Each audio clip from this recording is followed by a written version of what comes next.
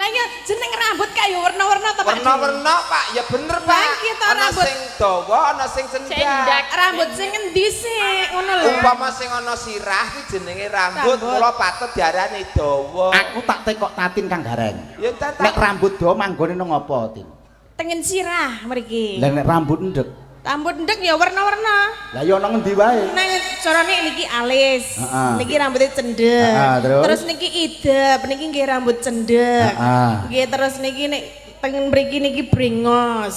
Teng mriki niki jenenge janggut. Janggut ki jenenge apa? Jenggot. Jenggot. Terus nek sing teng dodo niku simbar. Oh simbar. Terus teng nggen cikil niku jenenge Ora urut Sing telaten to. apa to? Sing dhuwur mata jenenge Iki idep. dhuwur mata. Alis. Nah sing pas nggon mata. Idep. Nah nggon nggon kene dhuwur lambe, Brengos. ngesor lambe, Jenggot. dodo. Simbar. Nah, Terus nggon cikil. Aja langsung rono. Lah ngendi? Ya mampir kantor kecamatan sih. Kantore kecamatan tutup. Dadi aku ora mampir rono. Oh, tutup to? Tutup. Mula peteng tutupan kok.